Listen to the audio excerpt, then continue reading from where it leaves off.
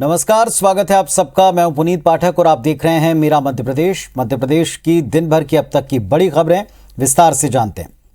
मध्य प्रदेश के मुख्यमंत्री शिवराज सिंह चौहान ने आज गृह मंत्री नरोत्तम मिश्रा के साथ प्रदेश में लॉ एंड ऑर्डर को लेकर समीक्षा की है, जिसमें ग्रामीण और शहरी क्षेत्रों में कानून व्यवस्था, महिला अपराध, साइबर फ्रॉड, नक्सल समस्या और ठगी के मामलों को लेकर सीएम ने सख्त निर्देश दिए हैं।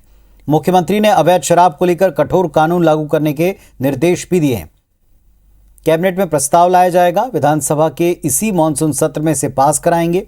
सीएम ने कहा कि दूसरे राज्यों से आने वाली अवैध शराब की रोकथाम के लिए संबंधित राज्यों से बात की जाएगी। अगर डिस्टिलरी नियमों के खिलाफ काम करेगी तो उस पर कार्रवाई होगी। बैठक में गृह विभाग ने बारिश की मौजूदा स्थिति पर एक प्रेजेंटेशन दिया है।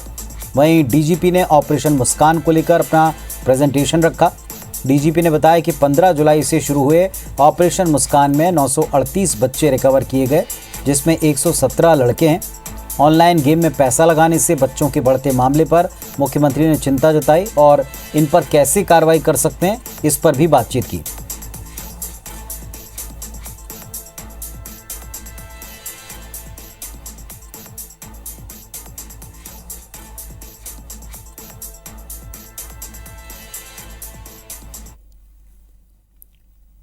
और भोपाल से हमारे सहयोगी सुधीर दंडोतिया इस वक्त लाइव जुड़ रहे हैं, सीधे उनका रुख करते हैं। सुधीर, लॉ एंड ऑर्डर को लेकर महत्वपूर्ण मीटिंग हुई है, बताएं इससे क्या क्या निकला।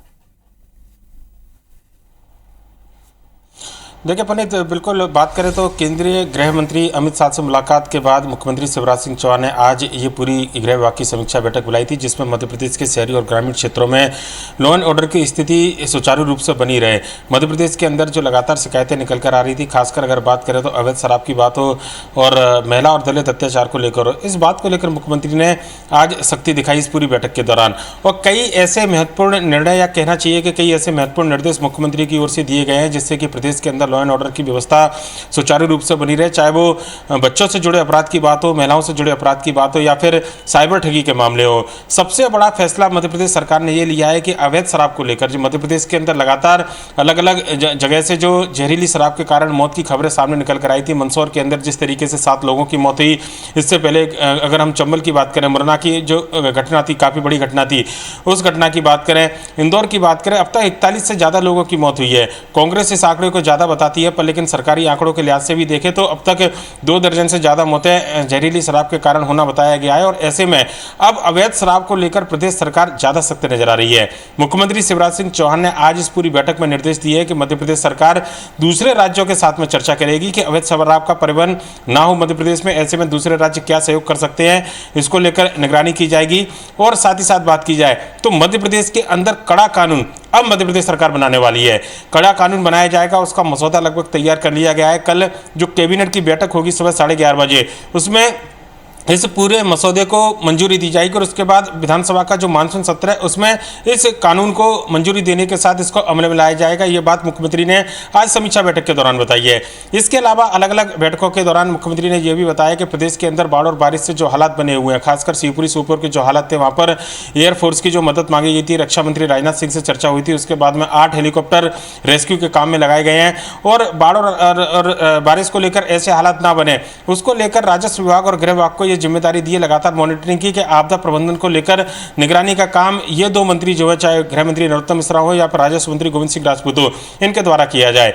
मध्य प्रदेश के अंदर ऑपरेशन मुस्कान के तहत छोटे बच्चों को वापस लाने का काम जो पुलिस के द्वारा किया गया है, इस बात का एक प्रेजेंटेशन हुआ। और साथ ही साथ बात करें तो ठगी और चिटफंड से जुड़े मामलों को लेकर भी सख्त कार्रवाई के निर्देश मुख्यमंत्री ने दिए हैं। ऑनलाइन गेम एक सबसे बड़ा मुद्दा है। मध्य प्रदेश में लगातार इस तरीके की शिकायतें निकल कर आ रही हैं कि बच्चे ऑनलाइन गेम के जरिए अपने माता पिता के अकाउंट से हजारों लाखों रुपए जो है वो गवा रहे हैं। और ऐसे में ऑनलाइन गेम पर किस तरीके से पाबंदी लगाई जाए, खासकर ऑनलाइन गेम के जरिए जो ठगी हो रही है उसको किस तरीके से सख्ती के साथ में निपटा जाए, इसको लेकर मुख्यमंत्री ने चिंता जाहिर की। और साथ ही साथ कुछ नए निर्देश और कुछ नए नियम बनाने के भी सुझाव मुख्यमंत्री की ओर से दिए गए हैं। उन्होंने साफ तौर पर कहा है कि बच्चों के साथ में ऑनलाइन गेमिंग के जरिए जो पैसे वसूलने की जो कार्रवाई की जाती है, इस पर ज्यादा सख्त होने की जरूरत है और उसके खिलाफ कैसे कड़ी कार्रवाई कर सकते हैं, इसको लेकर नियम और कानून जो है उसका अध्ययन किया जाए, जिससे कि इस तरीके के मामले पर रोक लगाई जा सके। लिहाजा काफी अहम ये बैठक रही। मध्य प्रदेश के कानून व्यवस्था के हिसाब से इस बैठक को काफी महत्वपूर्ण माना जा रहा है और खासकर अगर बात करें अवैध शराब को लेकर बड़ा और कड़ा नियम जो है मध्य प्रदेश सरकार बनाने जा रही है। कल कैबिनेट में इस मसौदे को लाया जाएगा और जल्दी इसको मंजूरी मानसून सत्र में दी जाएगी। पुनीत, चलिए, तो अहम मसले हैं, अहम विषय हैं जिनको लेकर आज चर्चा हुई और इस पर इम्प्लीमेंटेशन की तरफ सरकार बढ़ेगी, इसके निर्देश मुख्यमंत्री ने दिए हैं। शुक्रिया आपका इस पूरे डिटेल के लिए।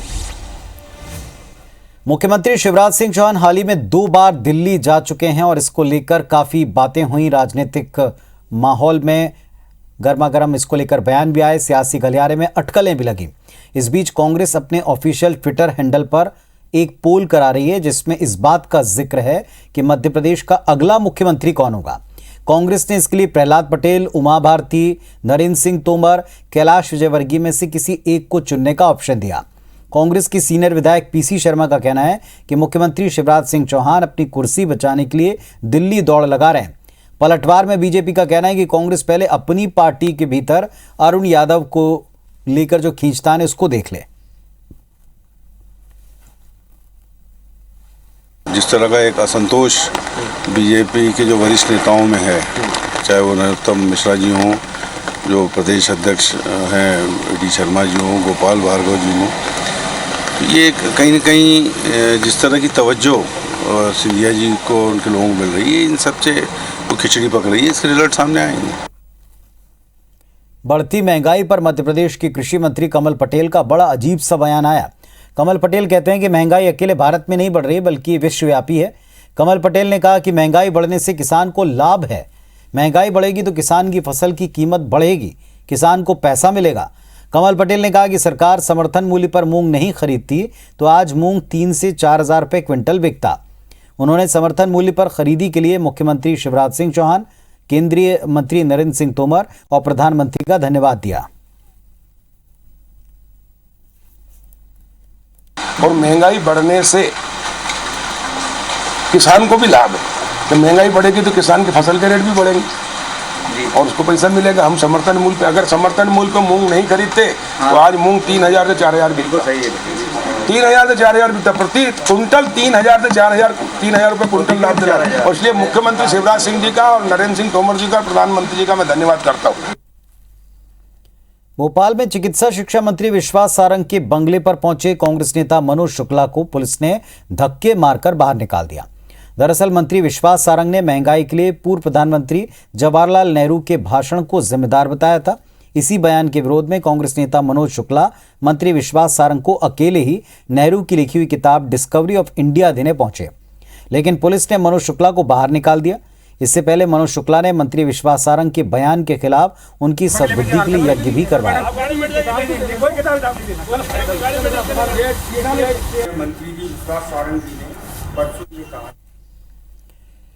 मध्य प्रदेश में सरकार ने शराब के अवैध कारोबार पर नकेल कसने की तैयारी की। मुख्यमंत्री शिवराज सिंह चौहान ने कहा कि प्रदेश में शराब के अवैध कारोबार के खिलाफ कड़ा कानून बनेगा। इसके लिए सरकार विधानसभा के मानसून सत्र में विधेयक पेश करने की तैयारी में है। विधेयक का ड्राफ्ट मंगलवार को होने वाली कैबिनेट मीटिंग में चर्चा के लिए रखा जा सकता है। शराब के अवैध कारोबार करने पर कड़ी सजाओं के प्रावधान हो सकते हैं। कैबिनेट मीटिंग में कई अन्य प्रस्तावों को भी पास किया जा सकता है। बैठक में 7 अगस्त को शुरू होने वाले अन्न महोत्सव का प्रेजेंटेशन भी दिया जाएगा। सुबह 11:30 बजे मंत्रालय में ये मीटिंग होगी। बैठक में तबादलों की तारीख को आगे बढ़ाने पर भी चर्चा होगी।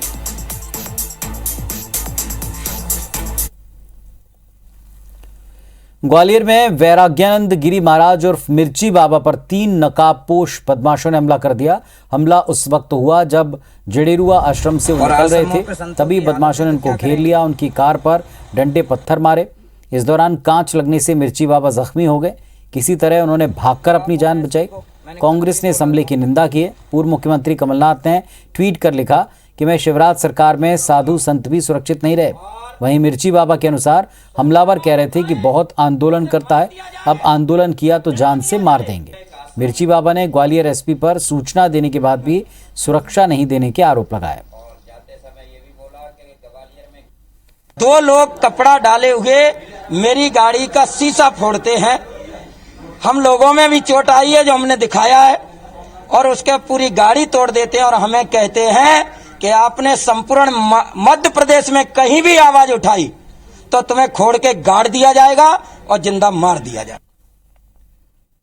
विकास के रास्ते पर जब सियासत आ जाती है तो विकास भटक जाता है और फिर आरोप प्रत्यारोप के बीच जनता खुद को ठगा सा महसूस करती। यही हाल है जबलपुर की जनता का।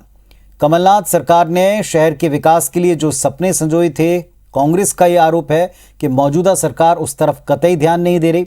खुद बीजेपी ने कांग्रेस पर श्रेय लेने की राजनीति का आरोप लगाया।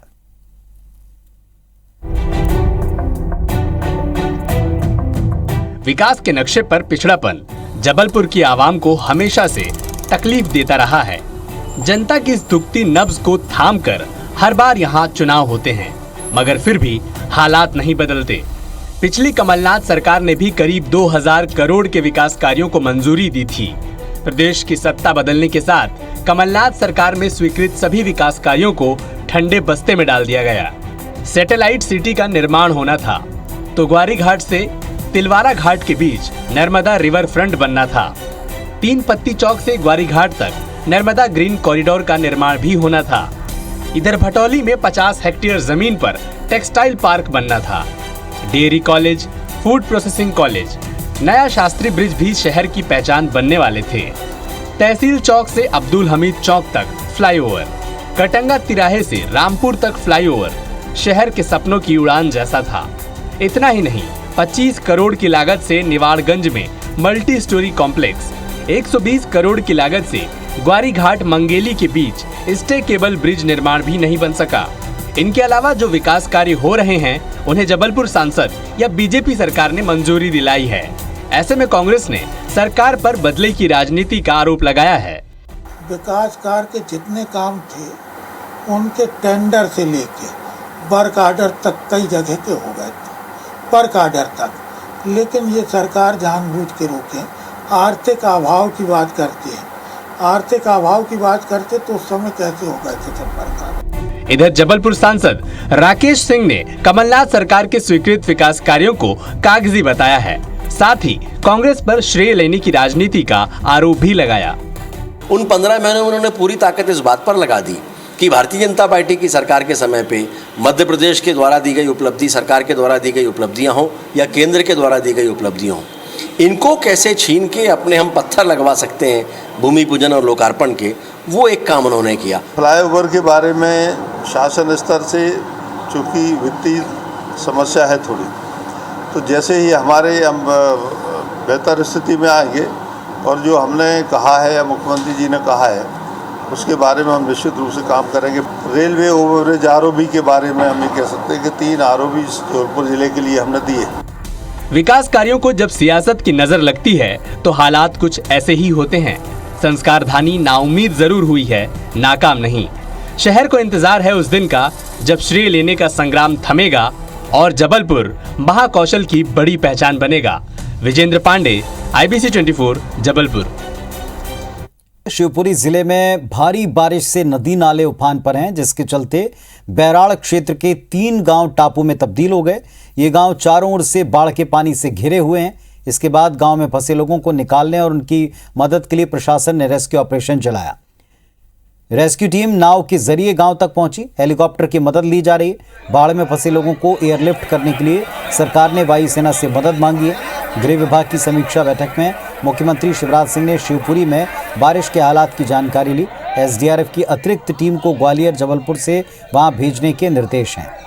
मुख्यमंत्री ने शिवपुरी और श्योपुर प्रशासन को अलर्ट पर रहने का निर्देश जारी किया है। शिवपुरी के भदैया कुंड में पानी में एक युवक फंस गया। SDRF और पुलिस ने उसे बाद में सुरक्षित निकाला।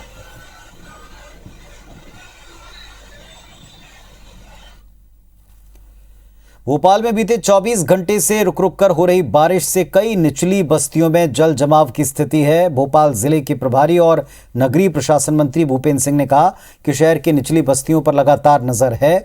बस्तियों में जल भराव न हो, इसके लिए अधिकारियों को निर्देश दिया है। जर्जर भवनों को चिन्हित करने के निर्देश दिए हैं। जर्जर भवनों को चिन्हित कर उनको जल्द ही गिराया जाएगा। मंगलवार को भोपाल में होने वाली क्राइसिस मैनेजमेंट की बैठक में शामिल होने पहुंचे मंत्री ने कहा कि बैठक में स्कूल खोलने समेत कोविड-19 की मौजूदा स्थिति पर चर्चा होगी। तो जल भराव जो है निचली बस्तियों में या कहीं पर भी जल का भराव ना हो, इसके लिए निर्देश सभी अधिकारियों को दिए गए हैं। दूसरा, जर्जर मकानों के संबंध में निर्देश हैं विभाग के पहले से कि इनको चिन्हित करें और चिन्हित करके जो जर्जर हैं उनको गिराने का काम करें। मध्य प्रदेश में अनिश्चितकालीन हड़ताल कर रहे पंचायत कर्मचारियों को आंदोलन अब सड़कों पर दिखाई पड़ता है। 5 सूत्री मांगों को लेकर प्रदेश की सभी जनपद कार्यालयों में कर्मचारियों ने मटकियां फोड़कर अपना विरोध जताया। वहीं भोपाल की जिला पंचायत मुख्यालय में जोरदार विरोध प्रदर्शन किया। 15 दिनों तक तालाबंदी और विधायक मंत्रियों को ज्ञापन सौंप चुके पंचायत कर्मचारी संगठन के प्रदेश अध्यक्ष दिनेश शर्मा ने बताया कि अब प्रदेश के पंचायत कर्मचारी जल्दी अपनी मांगों के साथ आंदोलन के लिए दिल्ली कूच करेंगे। इसका जायजा लिया हमारे सहयोगी शिखिल व्यवहार ने। राजधानी भोपाल समेत पूरे प्रदेश में पंचायत कर्मचारियों की हड़ताल यहां पर जारी है। फिलहाल ये पूरे जो कर्मचारी हैं वो जिला पंचायत भवन पर यहां पर पहुंचे हुए हैं और साफ तौर पर यहां पर घेराव कर दिया है। अधिकारियों की गाड़ियों को यहां पर रोका गया है और इससे पहले आज सुबह मटकी फोड़कर फंदा जनपद में इन्होंने विरोध दर्ज यहां पर कराया था। हमारे साथ दिनेश शर्मा, प्रदेश अध्यक्ष पंचायत कर्मचारी संयुक्त मोर्चा के यहाँ पर मौजूद है, उनसे यहाँ पर चर्चा करेंगे। आज क्या किया और क्या मांगे?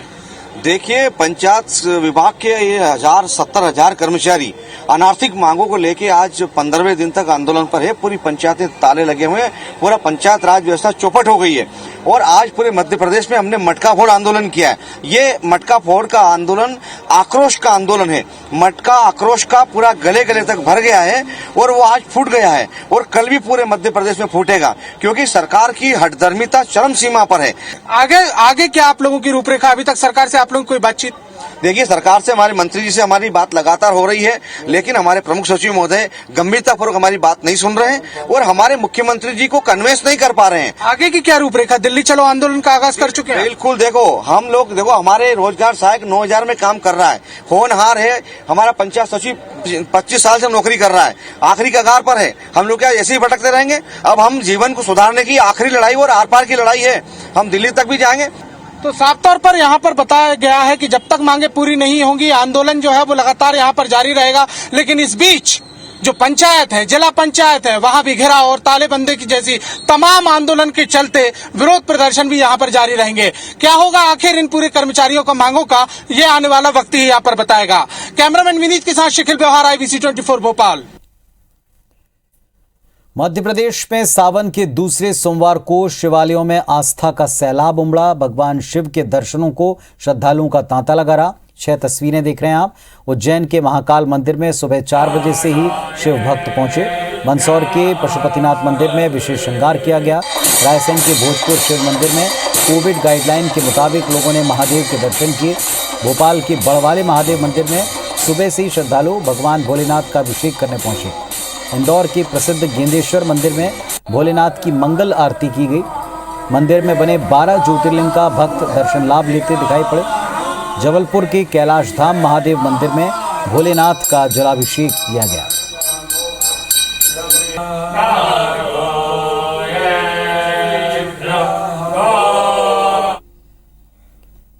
तो इस बुलेटिन में फिलहाल इतना ही। खबरों अपडेट्स के लिए आप देखते रहें IBC 24। नमस्कार।